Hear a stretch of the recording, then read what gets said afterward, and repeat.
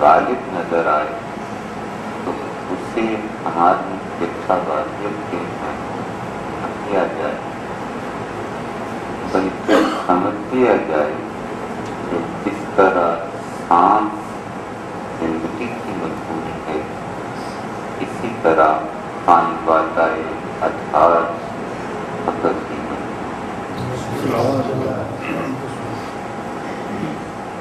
صاحبوں بہت سوال ہوئے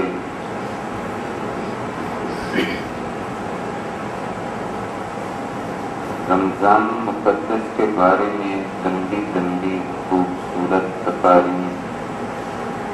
انشاءاللہ آپ سارا رمضان ہم بیچارے نہ خطیب نہ فقیر نہ عالم نہ عامل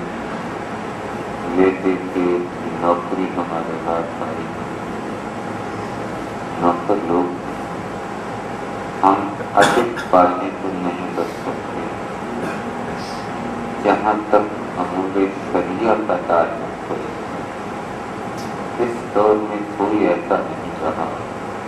جسے آداب شعری و رفتاری سے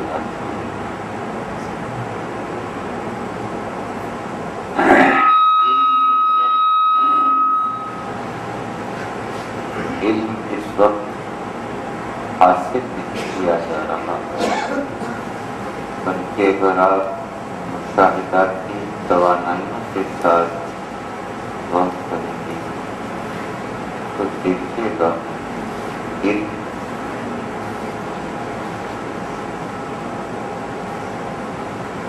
میرے دور کے افراد کے ذہنوں کو حاصل کرنے بہت دیر کی بات ہے جب لوگ علم تک پہنچتے تھے، اب تو میڈیا کا دور ہے، اب تو میں نے دیکھا ہے علم گھر گھر خود پہنچ رہا ہے اپنے تعلق۔ اس لیے میں نہیں سمجھتا کہ ہمیں رمضان کے بارے میں وہ سچی فکری باتیں کرنی چاہیے جو بالعموم ہوا کرتی ہیں، اور اس میں رمضان کے بارے میں بات کہی ممکن ہے اس کے بعد آپ لوگوں سے کیا رہتے ہیں، اس کے بعد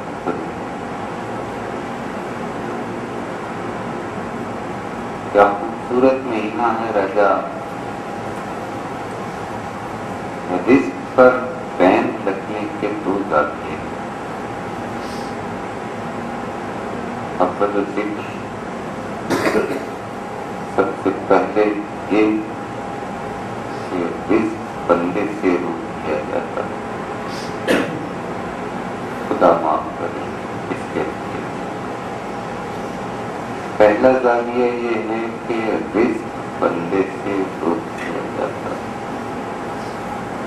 اور شاید یہ زاویہ ہے کہ بندہ رزق سے روک کیا جاتا ہے۔ رمضان اس کیفیت کا نمائندہ ہے جہاں رزق بندوں سے نہیں روکا جاتا، بندے رزق سے روکتے۔ راجا خدا سے کیا ہو رہا ہے، کیوں بار بار آپ کر رہے ہیں، تھوڑا کر کے آپ دیکھو تو سنا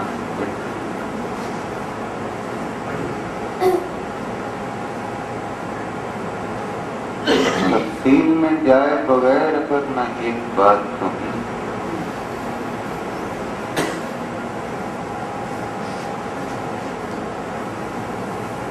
اللہ لیعبدون کی تفسیر میں نہیں کر رہا، صرف ایک چھوٹی سی بات یاد رکھیے گا کہ اللہ نے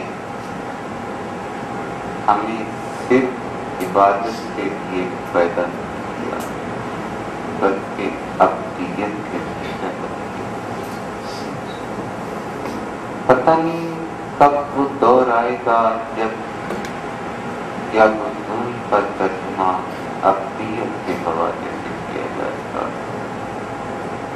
عبادت بڑی خوبصورت چیز ہے، لیکن یہ طے شدہ عمل ہے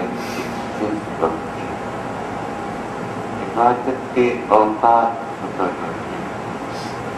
فجر یہاں سے یہاں تک، اگر یہ وقت ہو گیا تو خدا سے ظہر یہاں سے یہاں تک، عصر یہاں سے یہاں تک، مغرب یہاں سے یہاں تک، اور عشاء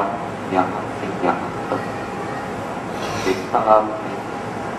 عبادت کی ایک ابتدا بھی ہے، ایک انتہا بھی ہے، اوقات بھی معین ہیں اور حرکات بھی معین ہیں۔ میں شوق عبادت میں فجر کے 4 یا 5 فرض نہیں پڑھ سکتا، 2 ہی پڑھنے ہیں، اس لیے ایک کو جسمانی حرکات رفت کہا جاتا ہے، وہ بھی معین ہے، وقت بھی معین ٹھہرا، میرے جسم کی حرکات بھی معین ہے۔ دیکھا نا آپ نے عبادت کی ایک ابتدا بھی ہے، یہاں سے بھی ہے اور یہاں تک بھی ہے، اس میں حرکات بھی معین ہوتی ہے، نماز شروع بھی ہوتی ہے، ختم بھی ہو جاتی ہے۔ عبادت کا آغاز بھی ہے اور انجام بھی، ابتدا بھی ہے اور انتہا بھی، نماز شروع بھی ہوتی ہے اور ختم بھی ہو جاتی ہے۔ عبادت اور ابدیت میں بس اتنا ہی فرق ہے کہ عبادت شروع ہوتی ہے اور ختم بھی ہو جاتی ہے، عبادت میں یہاں سے بھی ہے اور یہاں تک بھی ہے، لیکن ابدیت میں یہاں سے تو ہوتا ہے، یہاں تک نہیں ہوتا۔ ابدیت شروع تو ہوتی ہے لیکن ختم کبھی نہیں ہوتی، سزا نہیں ہوتی، باطل نہیں ہوتی رے۔ ابدیت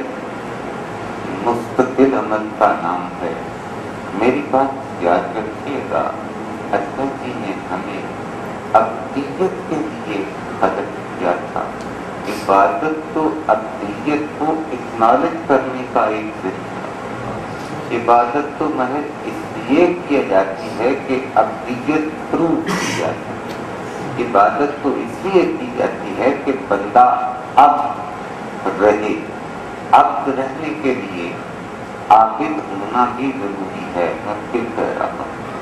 عبد رہنے کے لیے عابد ہونا ضروری ہے، لیکن عابد ہونے کے لیے عبد ہونا ضروری نہیں۔ میں نے بے شمار تاریخ کے آئینے میں ایسے لوگ دیکھے ہیں جو عابد تو ہیں، ابدیت کا وضو بھی نہیں کر سکے وہ۔ میں نے دیکھا ہے بڑے بڑے قیمتی سر ڈال کے بڑے بڑے کمزد لوگوں نے بڑے خلوص کے ساتھ میں پڑے، عبادت تو ہوتی ہے۔ ارے وہ لوگ زمرہ ابدیت میں کشف ہوتے ہیں، تحقیقیں ہوتی ہیں۔ آپ دور تو نہیں ہو رہے اگر میں یہ بات کہوں کہ عبادت معبود سے کچھ مانگنے کا نام، عبادت ساجن سے کچھ مانگنے کا نام ہے، اور ابدیت ساجن کو کچھ دینے کا نام۔ عبادت میں جی چاہتا ہے ساجن میرا ہو جائے، ابدیت میں جی چاہتا ہے میں ساجن کا ہوں۔ ابدیت میں دوست پر مناظری نہیں ہوتی، ابدیت تو غلامی ہے، راجہ مزدوری نہیں ہے، مزدوری میں اجر مانگا جاتا ہے، ابدیت میں تو محض مالک کی خدمت کی جاتی ہے، اس کے حساب میں رہتے ہوئے کچھ مانگے بغیر۔